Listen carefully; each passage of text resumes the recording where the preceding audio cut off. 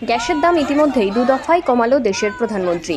উত্তর কলকাতার বিজেপির পক্ষ থেকে তমগ্ন ঘোষ, পূর্ণিমা চক্রবর্তী ও নারায়ণ চ্যাটার্জি সহ বিজেপির কর্মীরা কলকাতা গিরিশ পার্ক মেট্রোর সামনে গোটা রাজ্যবাসীকে প্রধানমন্ত্রীর এই উদ্যোগের কথা আজ বেলা 3টে নাগাদ জানালেন এবং এর পাশাপাশি ধন্যবাদও জানালেন দেশের প্রধানমন্ত্রী নরেন্দ্র মোদীকে।